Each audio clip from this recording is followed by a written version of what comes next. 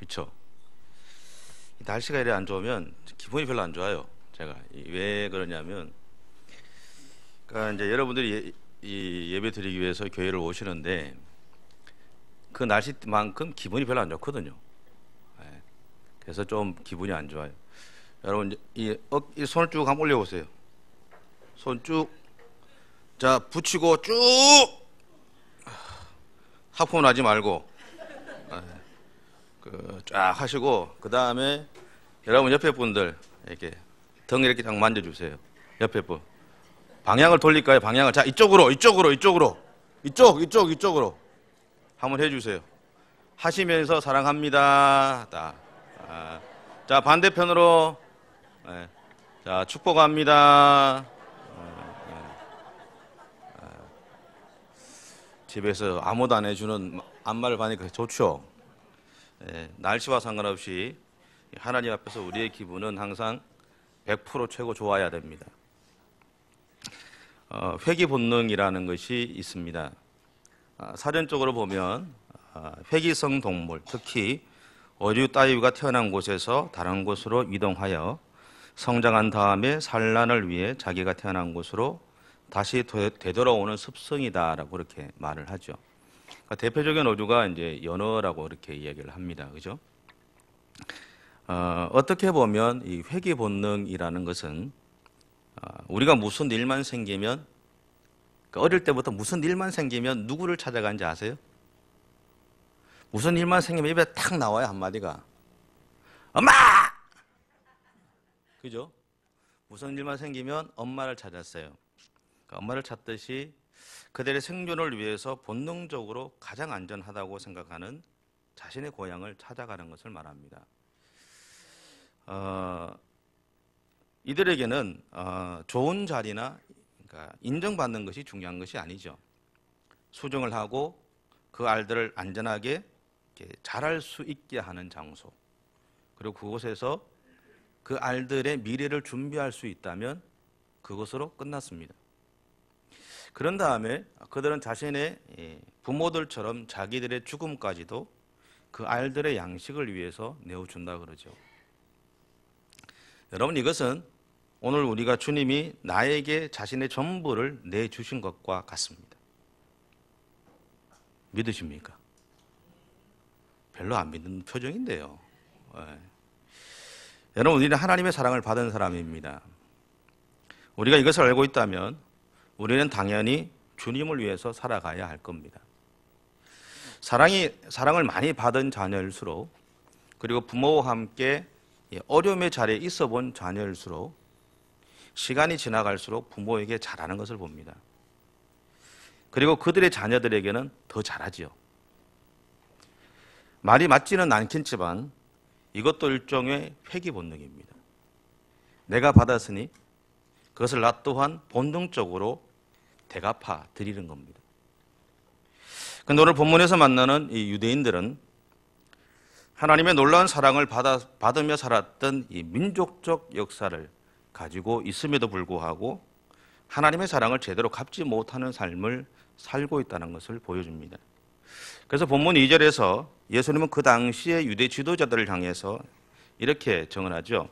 서기관들과 바리새인들이 모세의 자리에 앉았다. 이 말은 당시의 유대 지도자들이 가지고 있던 권위가 어느 정도였는지를 사실은 보여줍니다. 그러면서 동시에 그들 안에 있던 욕심이 얼마나 컸는지도 보여줍니다. 과거 애굽에서는 왕을 바로라고 불렀습니다. 근데 이 바로라는 이 말의 의미는 뭐냐면 큰 집이다라는 뜻입니다. 다시 말하면 이 왕이 거처했던 왕궁이 크죠? 왕궁 크잖아요. 그러니까 큰 집에 사는 사람이라는 의미가 바로라는 의미예요. 그러니까 이 바로라는 것은 왕의 이름을 이야기하는 것이 아니라, 우리가 바로 그러잖아요. 그런데 그게 왕의 그 사람의 이름이 아니라 애굽의 통치자를 가리키는 공식 명칭입니다. 다시 말하면 직책명이에요. 하지만 이 말을 통해서 애굽의 왕들이 얻고자 했던 것이 있습니다. 한 사람이 아니라 바로라는 이 말을 통해서 애굽의 왕들 전체가 얻고자 했던 것은 뭐냐 하면 단순히 애굽 사람들의 왕으로 자신들이 머물러 있기를 원하지 않았다는 거예요. 다시 말하면 그들은 백성들로부터 살아있는 신으로 추앙받고 싶어 했습니다. 근데 여러분, 이것이 애굽의 바로 왕에게만 해당되는 것이 아닙니다. 이 지구상에서 나타났다가 사라졌던 수많은 왕국의 왕들도 동일한 마음을 가졌다는 거예요. 그래서 우리가 그걸 절대 권력이라고 그러죠. 그죠? 절대 권력이라고 하잖아요. 이런 그들의 욕망이 그대로 드러난 것이 피라미드입니다. 그리고 왕을 미이라로 만들어서 보존하죠. 그것도 거기에 다 의미가 있는 겁니다. 하지만 인간은 인간일 뿐입니다. 우리에게 유일한 신은 우리의 아버지이신 하나님밖에 없습니다. 사실 인간의 역사를 돌아보면 얼마나 많은 사람들이 하나님의 자리를 탐내왔는지 모릅니다. 곧 인류의 역사에 등장했던 수많은 독재자들이 그들 중에 속할 겁니다. 하지만 권력도, 재물도, 미모도, 명예도 영원하지 않습니다. 영원한 것은 하나님뿐이십니다. 그럼에도 불구하고 오늘 본문에서 유대 지도자들이 모세의 자리에 섰다라는 이 말은 그들이 백성들 앞에서 모세처럼 하나님과 대면하여 산자라는 칭호를 받고 싶었다라는 얘기예요. 다시 말하면 하나님이 그들과 자기들과만 대화하신다는 거예요. 자기들과만 하나님은 특별히 만나 주신다는 겁니다. 수많은 유대인들이 있지만 당신들 모두 다와 하나님이 만나는 것이 아니라 하나님은 나와만 만나신다는 거예요.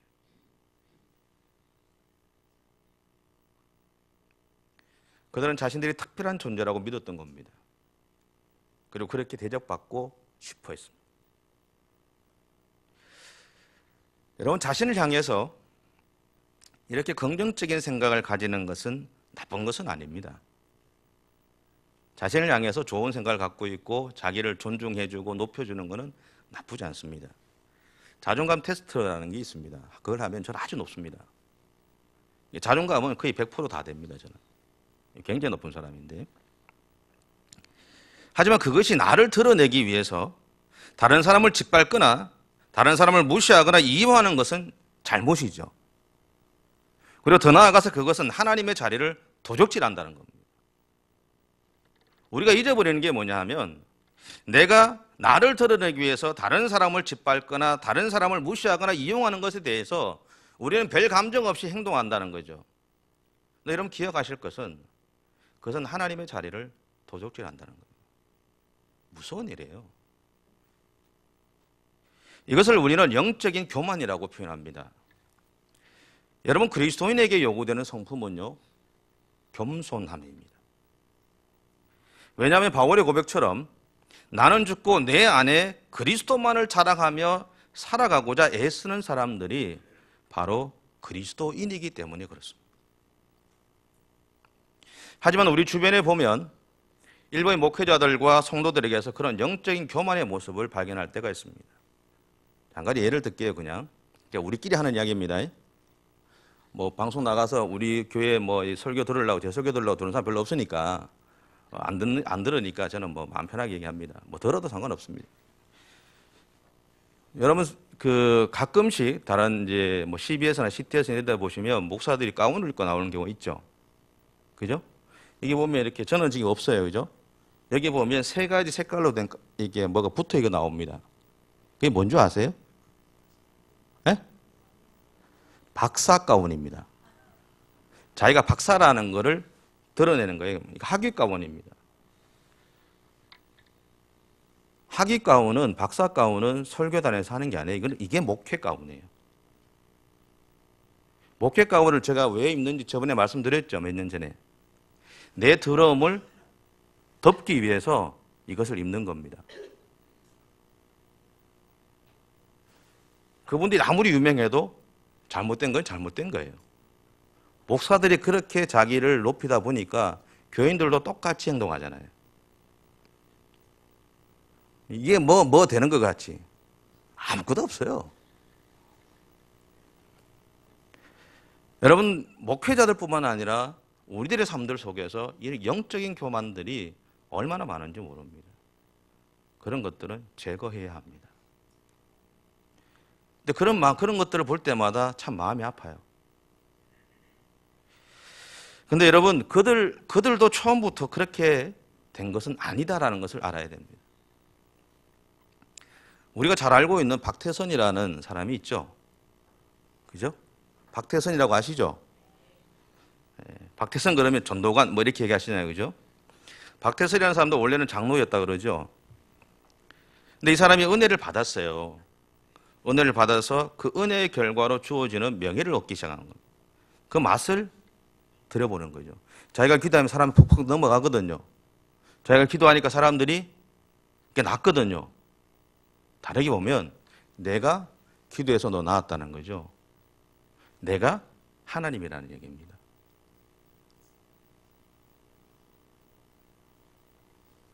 여러분 중에 만약에 저도 포함해서 여러분 중에 만약에 기도해서 사람이 나았어요. 툭툭툭툭 넘어가요. 여러분은 안 그럴 것 같으세요? 우리도 거기에서 자유로운 사람 하나도 없어요.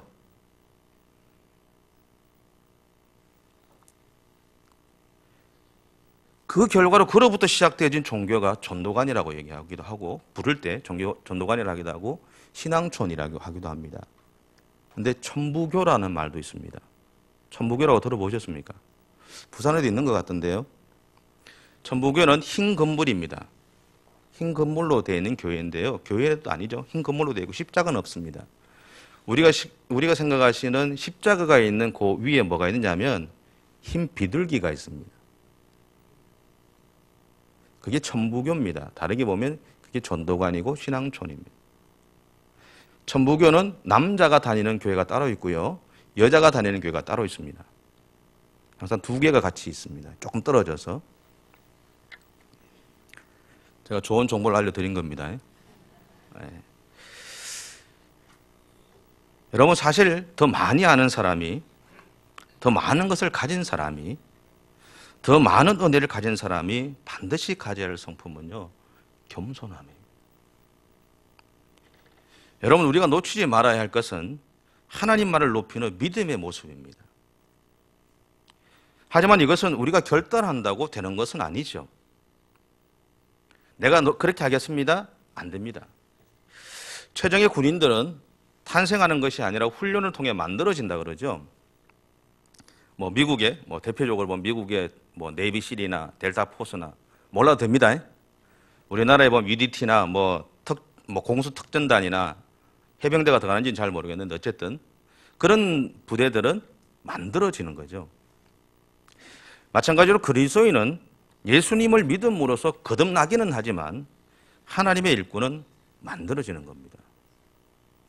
독수리는 높은 벼랑 위에다가 집을 짓습니다. 짓고는 굵은 나무 가지를 물어와가지고 얼기설키 엮어둡니다. 그 위에다가 부드러운 털이나 짐승의 가죽을 이렇게 깝니다. 그런 다음에 그곳에서 새끼를 키우게 되죠. 새끼가 어느 정도 자라게 되고 또 날 수 있게 되면 어미 독수리는 자기 새끼들에 그런 이야기를 한다 그래요. 야, 이제 네가 가지고 있는 날개가 다 자랐고 멋지지 않느냐. 이제 둥지 속에만 있지 말고 이제 날자. 한번 날아봐라. 그런 이야기를 한다는 거죠. 근데 새끼들은 어미가 아무리 유인해도 또 날개가 있어도 날려고 하지 않는답니다. 왜냐하면 둥지가 편안하기 때문에 그렇답니다. 둥지가 좋대요. 둥지가 좋답니다. 그러면 이 어미 독수리가 둥지 속에 들어가서 부드러운 털과 가죽들을 다 제거해버린대요. 그럼 뭐만 남을까요? 굵은 나무 가지가 남겠죠. 다듬지 않은 나무 가지. 거기 있으면 앉으면 찔리기도 할 거고 발이 빠지기도 할 거고 뭔가 불안해질 거 아닙니까? 그런 다음에 어미 독수리가 새끼 독수리를 등에 업고 올라가 버린답니다. 올라가서 떨어뜨려 버린대요. 그러면 새끼 독수리는 살기 위해서 바닥바닥 거릴 거 아닙니까? 몇 번을 그렇게 하다가 한 다음에야 그러니까 창공을 멋지게 나는 독수리가 그렇게 만들어진다 그래요. 마찬가지로 우리가 어떠한 상황에서도 하나님을 높일 수 있는 믿음과 영적인 겸손함을 얻기 위해서는 우리 안에 여러 가지 훈련과 연단이 있습니다.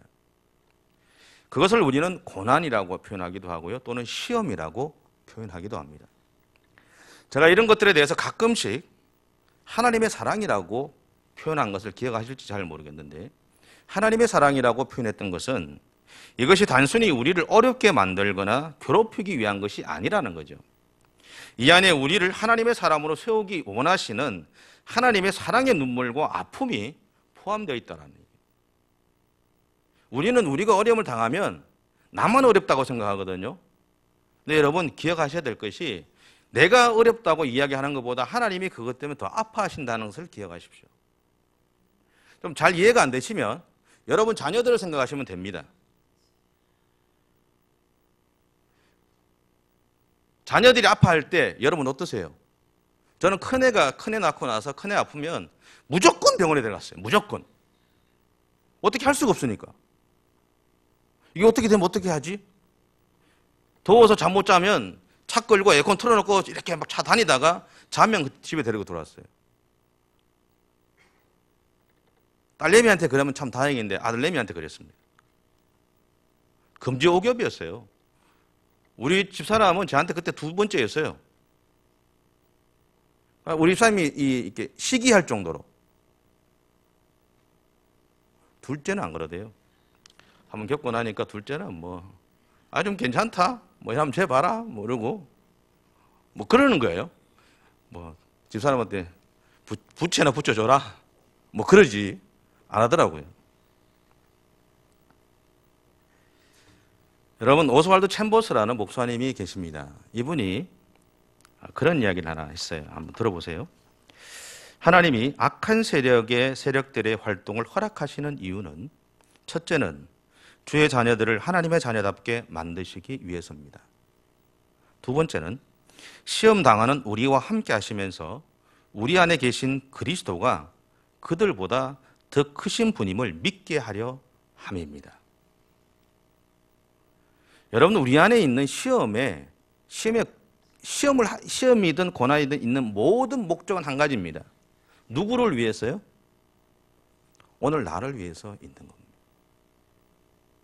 그 시간이 우리에게 어떠하든 간에, 우리의 삶이 어떠하든 간에 그것은 오늘 나를 위해서 있다는 것을 기억하셔야 됩니다.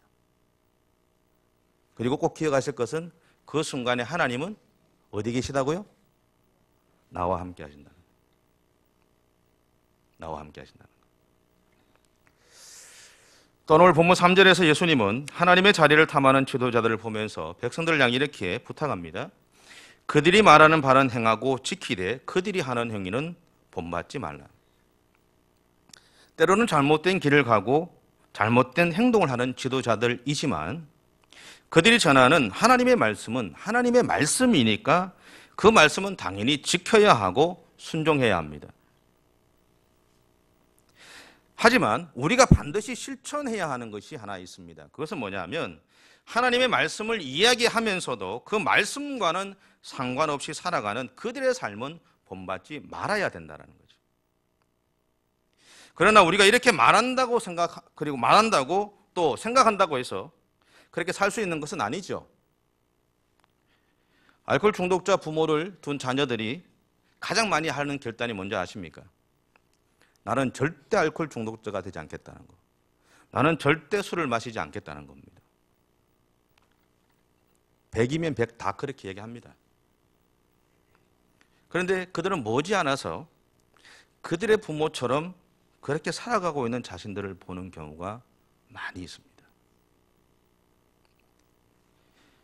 그래서 우리가 하나님의 말씀은 말씀으로 순종하면서도 그것을 전하는 이들의 잘못된 삶을 본받지 않기 위해서는 죽을 만큼 자기와의 싸움을 해야 가능하다는 겁니다. 생각으로 나는 그렇게 안 살겠다. 아니요. 그 사람은 그렇게 살아갑니다. 사람들 앞에서 내가 당신한테 이야기하는 거는 내가 혹시 잘못되면 그렇게 말해달라고 이야기하는 사람도 그 사람도 그냥 그렇게 살아갑니다. 왜? 사람들은 그런 이야기 안 하거든요. 좋은 이야기는 좋게 이야기하지만 나쁜 이야기는 안 합니다. 무슨 원망 들으려고요? 무슨 원수 지으려고 그런 이야기 하겠어요? 여러분, 우리가 하나님 앞에서 자기의 마음을 지키기 위한 싸한 싸움들을 계속해 가야 된다는 이야기입니다. 죽을 만큼 싸우셔야 내가 마음에서 결정한 대로 살아갈 수 있는 힘이 그나마 조금 생기는 겁니다. 그렇지 않으면 그렇게 살아갑니다. 잘못인지도 모르고 그릇된 인간도 모르고 나중에 천국 올라가면 한 대 맞죠. 내가 잘못 살았는지 잘못 살았는지 아니까. 전 파라과이 대통령인 니카르도 두아트레의 부인인 마리아 글로리아 여사라는 분이 있습니다. 예전에 우리나라에도 한번 오셨어요. 이분은 열방을 다니면서 복음을 전하고 있습니다. 원래 이 파라과이는 가톨릭이 국교회입니다. 근데 개신교의 퍼센트가 한 4% 정도 된다 그래요. 근데 이분들이 이제 그 임기가 마치고 나서 이제 한 8% 정도로 올라왔다고 그렇게 표현을 하더라고요. 근데 1992년까지만 해도 종교가 가톨릭이 아니면 대선에 출마할 수 없었다고 합니다. 우리나라 정치인들의 종교는 고무줄이에요. 그죠? 고무줄이죠? 참 답답해요. 종교 하나 고무줄로 그렇게 하면서 무슨 정치를 한다고. 참 안타까워요, 사실은. 근데 2003년에 이 기독교인인 니카르도 대통령이 당선되었을 때 언론은 기적이 일어났다고 표현했다 그래요. 그러니까 4%밖에 안 되는 기독교인이거든요. 하지만 마리아 여사는 이때 자기 마음에 한 가지 결정을 했다 그럽니다. 그래서 뭐냐면 예전에 구약에 보면 이제 에스더서에 보시면 모르드게가 에스더 왕비에게 그런 이야기 하잖아요. 네가 왕후가 된 것이 이때를 위함이 아니냐는 말이 있잖아요. 그죠? 그 말을 이 여사가 이 마리아 여사가 늘 묵상하면서 내가 지금 한 나라의 대통령의 부인이 된 것은 하나님이 나에게 이 나라에 복음을 심으라고 하셨기 때문이라는 마음을 가졌대요. 그래서 그는 남편의 임기 중에는 기독교 정신을 바탕으로 해서 소외계층과 빈민을 위한 프로그램을 만들기 시작했답니다. 그리고 재임 기간이 끝난 다음에는 자택을 개방해서 전도하고 제자 훈련을 하기 시작했대요. 그리고 복음이 좀 들어가지 못했던 나라, 좀 어려운 나라들을 찾아다니면서 간증도 하고 복음을 전하고 다닌다고 그래요. 여러분, 한 나라의 대통령의 부인으로 살아가면서 자신의 종교적 신념을 놓치지 않고 그것을 실천하며 산다는 것은 결과론적으로 놓고 보면 좋습니다. 그렇죠? 그런데 이러한 결과를 얻기까지 그녀는 수많은 어려움들을 이겨내야 했다는 것을 기억하셔야 돼요. 우리는 정치적인 목적 때문에 우리 정치인들을 보시면 다 그렇잖아요. 고무줄이잖아요. 그런데 자기의 종교적 신념을 가지고 그렇게 살아갈 수 있다는 것, 그렇게 살아가기 위해서 그가 당해야 될 고통은 말로 표현할 수 없었던 겁니다. 그런데 그럼에도 불구하고 그녀가 그렇게 했던 이유는 한 가지였어요. 그것은 뭐냐면 하나님이 자신에게 이 사명을 맡기셨다는 확신이었어요. 세상이든 교회이든 지도자라는 자리는 군림하는 자리가 아닙니다. 섬기는 자리이고 더 많이 그리고 제대로 배워서 그것을 삶을 통해 드러내야 할 자리죠.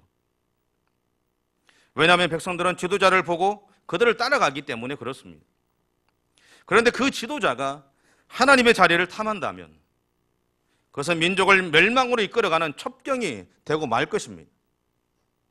그래서 오늘 예수님은 바리새인들이나 사두개인들이나 소위 이스라엘의 영적인 지도자들이라고 이야기하는 앞선자라고 이야기하는 남들보다는 조금 더 신앙이 좋다라고 이야기하는 그 사람들을 향해서 그들의 교만한 태도에 대해서 책망하시는 겁니다. 그러면서 하시는 이야기가 뭐냐면 그들이 서야 할 자리는 섬기는 자리이고 자기를 낮추고 하나님을 높이는 자리가 되어야 한다라고 선포하셨던 겁니다. 여러분, 우리는 오늘 그리스도인으로 살아가고 있습니다. 우리도 마찬가지죠. 여러분, 저도 그렇고 여러분도 그렇고 우리 하나님 앞에서 우리는 하나님의 자리를 탐해 본 적이 없다라고 당당하게 이야기하실 수 있을까요? 저는 없습니다. 여러분 없을지 몰라도 저는 있습니다. 저는 있다라고 이야기할 수밖에 없어요. 왜냐하면 저 안에 욕망도 있고 제 안에 욕심도 있고 다 있거든요. 저는 인간이거든요. 있습니다. 그러나 그 마음과 싸울 수밖에 없죠. 때로는 넘어지기도 하고, 때로는 실패하기도 하고, 때로는 극간대로 나아가서 남들한테 인정받고 싶은 마음, 그 열망 속에 사로잡히기도 하고, 다시 하나님 앞에 무릎을 꿇고 하나님 용서해달라고 이야기하기도 합니다. 여러분, 부탁하고 싶은 것은 여러분, 하나님의 자리를 탐하는 자가 아니라 하나님을 높이는 삶을 살아가는 이 시대에 참된 하나님의 백성으로, 그리고 주님의 제자로 살아갈 수 있기를 바랍니다. 우리에게도 항상 그 길은 열려 있습니다. 하나님이 우리에게 요청하시는 것 다른 것 아닙니다. 우리 삶을 통해서 하나님 그분을 드러내 주기를 원하십니다. 여러분, 그 삶을 살아가는 저와 여러분의 삶이 꼭 되시기 바랍니다. 기도하겠습니다.